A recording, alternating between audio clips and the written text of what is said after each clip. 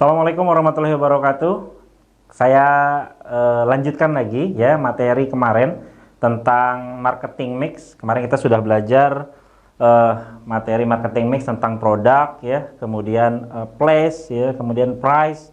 Nah, ini kita bahas yang keempat ya. Nah, ini apa yang bilang banyak orang bilang sebagai strategi marketing ya, namanya promotion ya. Bagaimana ya Anda menjalankan strategi promosi Anda ya. Nah, di promotion ini yang harus Anda pahami ya, bahwa seseorang beli produk. Jadi kalau ada orang beli produk itu ternyata ada jalan ceritanya. Nggak ujuk-ujuk tiba-tiba ya orang itu beli langsung ya. Jadi ada jalan ceritanya. Jadi orang mulai dari nggak tahu sampai dia beli, bahkan bisa merekomendasikan bahwa produk Anda enak. Nah, ini ada jalan ceritanya. Jadi ada yang namanya level ya, loyalitas pelanggan ya. Nah, ini ada urutannya ya. Ada yang namanya suspek ya. Ada yang namanya prospek. Ada yang namanya customer ya. Ada yang namanya klien ya, klien. Ada yang namanya advokat ya. Satu lagi sebetulnya partner ya, partner. Oke. Jadi mungkin Anda pernah dengar ya yang namanya suspek. Nah, suspek. Nah, sekarang lagi rame virus corona itu ya.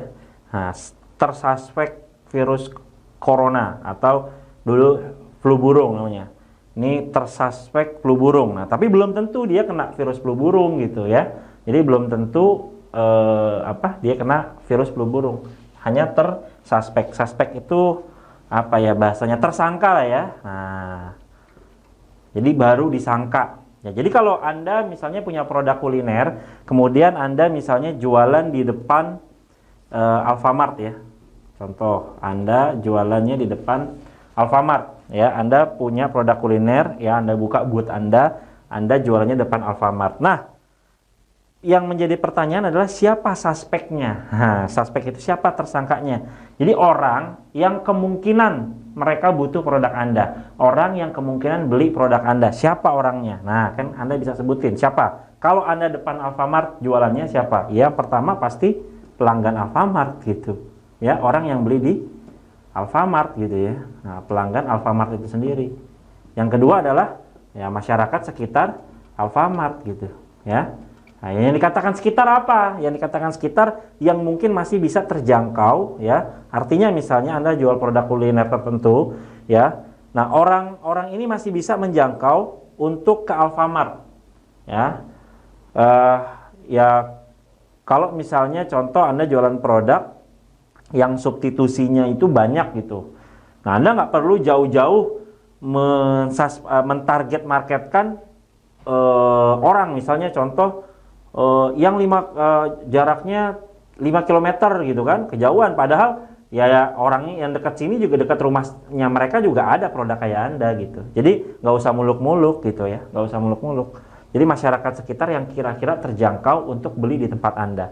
Terus kemudian orang yang lewat misalnya ya, orang yang lewat di depan Alfamartnya. Jadi pelanggan Alfamart yang datang ke Alfamart ketika keluar, nah itu jadi pelanggan Anda. Yang kedua, masyarakat yang sekitar ya, masyarakat sekitar yang mereka nggak tahu produk Anda. Terus yang ketiga, orang yang lewat ya. Jadi suspek ini tersangka yang diduga akan beli produk kita, tetapi mereka belum tahu produk kita gitu. Meskipun pelanggan Alfamart yang lewat depan booth kita, mereka ngelihat produk kita, tapi dia namanya masih suspek. Kenapa? Karena mereka diduga belum tahu produk kita apa sih sebenarnya gitu kan, hanya ngelihat gambar ya. Nah, mereka nggak tahu produk kita apa. Maka mereka yang belum tahu itu, ya ini belum tahu ya, belum tahu. Maka orang yang belum tahu itu ya, Anda nggak bisa langsung merubah mereka supaya mereka beli produk Anda, tapi mereka harus dirubah dulu jadi apa? Jadi yang namanya prospek. Nah, jadi orang yang belum tahu Anda rubah dulu jadi prospek. Prospek itu artinya orang yang tahu. Jadi sama-sama target market, tapi ini target marketnya belum tahu, kita rubah dulu jadi tahu. Nah, customer itu artinya apa? Customer itu orang yang beli. Jadi kalau mereka sudah tahu, baru kita paksa mereka untuk beli. Jadi dari yang belum tahu, kita rubah dari tahu jadi tahu. Ketika tahu, mereka kita rubah jadi orang yang beli. Nah, contoh misalnya, pelanggan Alfamart datang ke Alfamart gitu ya. Ketika datang ke Alfamart, mereka ngeliat sih, tahu ada booth di situ, tapi mereka nggak noleh gitu kan, produk booth Anda. Gimana caranya supaya mereka merhatiin, mereka ngeliat ya, mereka noleh, bahkan ya mereka punya hasrat, punya keinginan untuk mereka beli gitu, supaya mereka jadi tahu. Gimana caranya? Bisa misal dengan brosur ya, Anda kasih brosur, pamflet ya, sama ya, brosur, pamflet. Biasanya kalau pamflet itu lebih kecil. Cuman kalau produk kuliner seperti Anda, saran saya, ini kalau Anda punya bisnis yang lain ya, monggo silakan pakai brosur, pamflet. Tapi kalau saran saya, kalau punya produk kayak Anda ya, Anda cukup pakai voucher. Nah, voucher ya, jadi cukup pakai voucher. Nah, voucher ini seperti apa? Nah, jadi gini, Anda kan kemarin belajar ya di price. Coba lihat lagi video yang sebelumnya ya, Anda belajar di price ya, materi price itu Anda lihat ada yang namanya HPP, harga pokok produksi, kemudian harga jual ya. Ini oke. Jadi saya hapus dulu ya. Nah, ini saya hapus.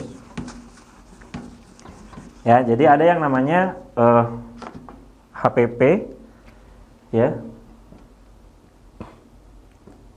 HPP ya, ada yang namanya harga jual. Baru yang namanya profit. Nah, perlu Anda ingat, kalau Anda jualan pertama kali, yang Anda butuhkan ini bukan profit. Ya. Anda jangan menargetkan dulu profit yang Anda dapatkan. Yang penting mereka tuh tahu beli dulu. Ya, nanti sebenarnya omset Anda tuh adanya di sini, di klien, orang yang beli berulang kali gitu. Profit Anda adanya di sini. Jadi yang dibutuhkan sama Anda adalah bagaimana caranya ya, jumlah orang yang datang itu banyak. Jadi targetnya bukan profit, tapi targetnya adalah orang yang datang. Ya, orang yang datang atau yang beli. Nah, itu banyak. Ya, maka kalau saya biasanya launching produk biasanya ya, contoh misalnya harga jualnya ini 2.000. HPP-nya misalnya 1.000. Ya, HPP-nya misalnya 1.000, berarti kan profitnya 1.000. Nah, saya jadikan profit 1.000 ini sebagai voucher. Sehingga saya nggak untung, nggak rugi. Saya balik modal HPP. Tapi keuntungan saya adalah saya akan dapatkan jumlah orang yang datang itu banyak. Nanti orang yang datang, saya kasih tahu nanti, ada, kita pakai database nanti ya, ada yang namanya database. Jadi nanti ya, bagaimana caranya Anda belajar buka ini langsung laris. Kenapa? Karena prinsip marketing adalah keramaian akan mengundang keramaian. Kalau Anda pakai voucher, kemudian orang berbondong-bondong datang ke tempat Anda, tapi pastikan dulu sebelum Anda jualan, produknya sudah enak gitu ya. Orang datang berbondong-bondong kepada Anda, nanti orang yang nggak dapat voucher, dia akan melihat, ih apaan tuh, baru buka udah rame banget gitu. Apalagi orang Indonesia gitu kan. Nah biasanya lebih ke bawah emosi gitu kan, ngelihat rame tuh pasti enak gitu. Nah, ikut ngantri juga padahal dia nggak dapat voucher gitu ya. Jadi Anda bikin voucher ya yang 1.000, vouchernya 1.000. Tapi kalau misalnya Anda mau dapetin profit ya, misalnya vouchernya 500 ya, monggo aja silakan gitu ya. Misal HPP per piece-nya 2.000, Anda jual 1.000, vouchernya 1.000. Nah, kalau kan biasanya Anda nggak jual satuan, misalnya Anda jual paketan. Nah, jual paketan itu misalnya harga jualnya itu 10.000. Nah, berarti kan vouchernya berapa? Ya, harga jual 10.000, 2.000 berarti kan 5 piece ya. Nah, Anda bisa paketan 5 piece, Anda jual 10.000 tuh. Ya kan? Ini 2.000 kali 5, 10.000 kan. Vouchernya berapa? Ya vouchernya 5 kali 1.000, berarti vouchernya 5.000. Nah, itu kan menarik kan? Anda buat voucher potongan 5.000 seakan-akan orang seperti dapat uang 5.000. Jadi bikin vouchernya itu kayak bentuknya uang. Voucher 5.000. Nah, misalnya apa, produk Anda gorengan ya, udah voucher 5.000 gorengan. Nah, tulis ya mereknya apa, logonya gitu kan. Nah, pastikan ketika Anda ngasih voucher berlakunya hanya hari itu aja. Ya, atau misalnya kalau untuk orang yang datang ke Alfamart itu ya, Atau misalnya boleh, misalnya contoh gini, Anda mau launching hari apa ya, yang bagus itu saran saya kalau Anda mau launching itu hari Jumat, hari Sabtu, hari Minggu ya, saran saya. Ini bukan hitung-hitungan kalender Jawa atau Feng Shui atau apa, bukan ya. Tapi ya orang biasanya ngabisin duit untuk kuliner itu hari Jumat, Sabtu, Minggu. Ya makanya kalau hari Senin, Selasa, Rabu untuk bisnis kuliner itu agak kurang gitu, karena orang agak nahan uangnya. Ya biasanya jor-joran ngeluarin uangnya itu hari libur ya, Jumat, Sabtu, Minggu. Nah contoh, Anda mau launching ini hari Sabtu. Nah Anda misalnya bagiin vouchernya hari Jumat, itu boleh. Anda sebarin hari Jumat. Nah voucher berlaku untuk hari Sabtu dan Minggu. Nah itu boleh juga. Ya jadi nanti orang datang situ nukerin tuh hari Sabtu dan Minggu. Jadi memang buat gimana caranya langsung rame ketika buka gitu ya, voucher 5.000. Nanti orang berbondong-bondong datang kepada Anda ngasih voucher 5.000 dan dia ngasih uang 5.000. Ya, sehingga memang kita nggak dapat apa-apa. Tapi nanti di voucher ini mereka suruh tulis nama dan nomor WhatsApp atau nomor telepon. Sehingga apa? Ketika mereka kasih voucher, Anda dapat database dia, dapat namanya plus dapat nomor WhatsApp-nya. Nah, nanti kalau memang produk Anda enak diminatin sama dia akan datang menjadi klien.